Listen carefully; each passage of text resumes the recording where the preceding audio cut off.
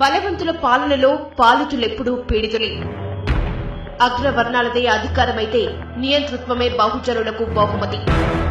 అందుకే క్షత్రియుడే కత్తిపట్టాలన్న సూత్రాన్ని ఓ యోధుడు మార్చాడు. సబ్బండ వర్ణాల బలగంతో రాజ్య అధికారం సంపాదించాడు. పూలే కంటే ముందే సామాజిక న్యాయాన్ని ప్రపంచానికి అందించాడు. అతను మరెవరో కాదు, సర్దార్ సర్వాయి పాపన్న గౌడ్. సర్దార్ సర్వాయి పాపన్న గౌడ్ 3.5 శతాబ్దాల క్రితం ఈ పేరు సంచలనం. రాజ్య అధికారం గురించి కనీసం ఆలోచించటమే పాపమైన కాలంలో సింహాసనాన్ని అధిష్ఠించిన బహుజన సింహం, నవాబుల తాబేదారుగా మారిన అగ్రవర్ణ దోపిడీ వ్యవస్థపై తిరుగుబాటు చేసిన ధైర్యశాలి, 16వ శతాబ్దంలోనే తెలంగాణ గడ్డపై పోరు విత్తనాలు నాటిన విప్లవకారుడు, బలహీన వర్గ కుటుంబంలో పుట్టి రాచరిక పునాదులను కదిలించిన ధీరోధాతుడు సర్వాయి పాపన్న గౌడ్.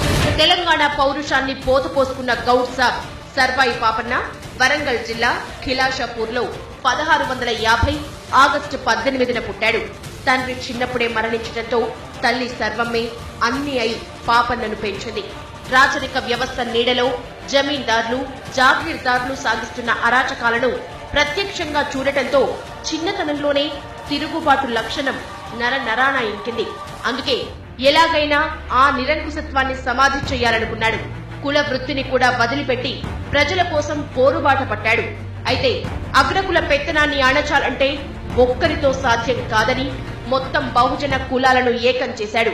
అందుకే స్నేహితులైన చాకలి సర్వన్న, మంగళి మాసన్న, కుమ్మరి గోవిందు, జక్కుల పెరుమాండ్లు, దూదేకుల పీర్ మహ్మద్, కొత్వాల్ మీర్ సాహెబ్లతో గెరిల్లా సైన్యాన్ని తయారు చేశాడు.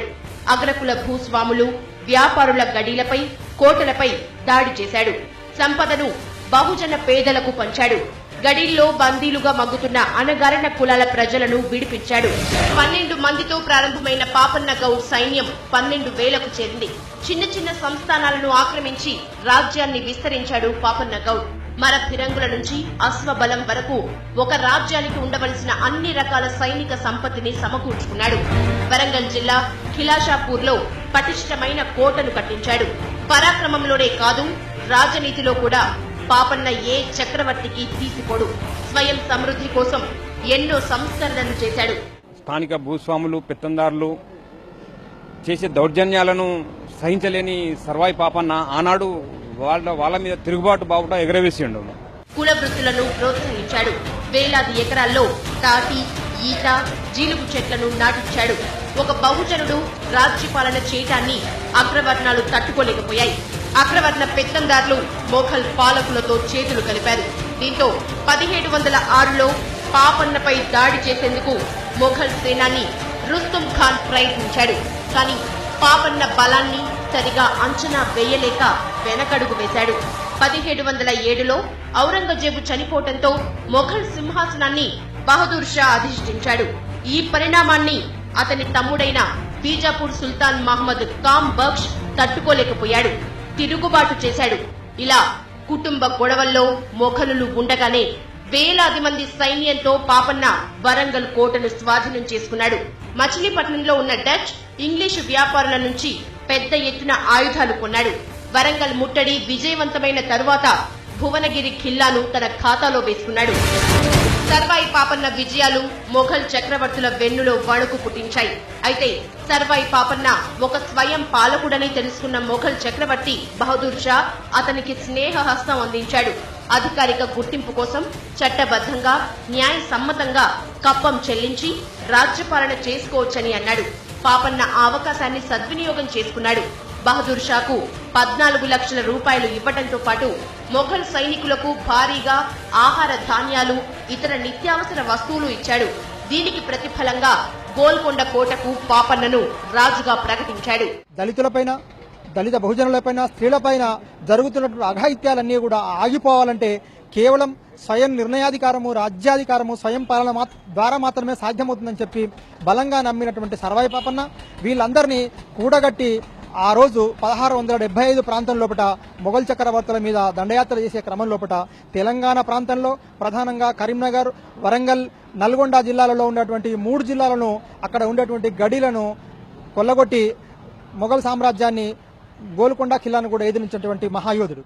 ఒక కళ్ళు గీసేవాడు గోల్కొండకు రాజు కావడాన్ని అగ్రవర్ణ కులాలు జీర్ణించుకోలేకపోయాయి. అందుకే పాపన్న బహుజన రాజ్యాన్ని కూల్చడానికి ఎన్నో కుట్రలు చేశాయి.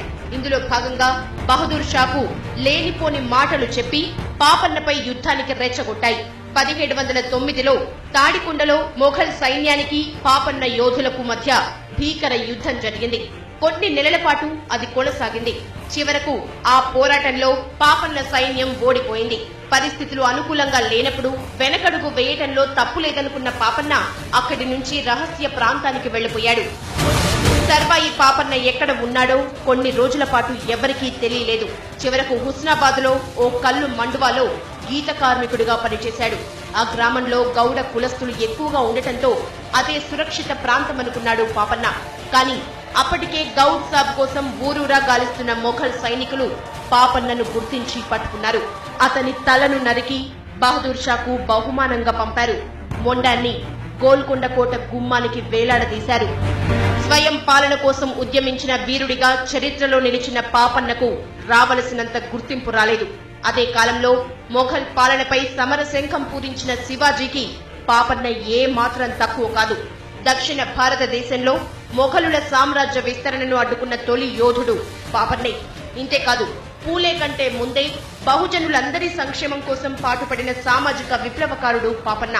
అయినా చరిత్రలో సర్దార్ సర్వాయి పాపన్నకు తగిన ప్రాధాన్యం దక్కలేదు. ఇక్కడ ఆయన చారిత్రక ఆధారాలు పుష్కలంగా లభిస్తా ఉన్నాయి. సర్వేపేటలో కానివ్వండి, కిలాషాపురంలో కానివ్వండి, ఇక్కడ ధూల్మిట్టలో కానివ్వండి, ఎక్కడ పడితే అక్కడ ఆయన శిలాశాసనాలు కనిపిస్తున్నప్పటికీ కూడా చరిత్రలో ఎక్కడ కూడా ఆయన పేరు రావడం జరగలేదు. బహుజన సామ్రాజ్య స్థాపనకు కత్తిపట్టిన మొదటి మొనగాడు మన పాపన్న. మన పాపన్న గొప్పతనాన్ని తెలుసుకున్న బ్రిటిష్ వాళ్లు లండన్ మ్యూజియంలో గౌడ్ సాబ్ ఫోటోను పెట్టుకున్నారు. కానీ ఇక్కడ ఏం జరిగింది? తొలి బహుజన రాజు సర్వాయి పాపన్న జీవితాన్ని, విజయాలను మట్టిలో కప్పారు. ఆ యోధుడి గొప్పతనాన్ని చీకట్లో కలిపారు. అందుకే ఆంధ్ర ఆధిపత్యం రాసిన చరిత్రలో పాపన్న పేరు కనిపించదు. మరాఠా యోధుడు శివాజీకి వచ్చిన గుర్తింపు మరి పాపన్నకు ఎందుకు రాలేదన్నది చరిత్ర రాసిన వాడే ప్రశ్నించుకోవాలి.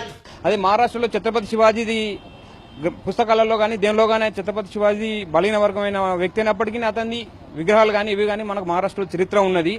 ఇతన్ని బడుగు బలహీన వర్గాలు చెందిన వ్యక్తి కాబట్టి చరిత్రలో లేదనుకుంటున్నాం.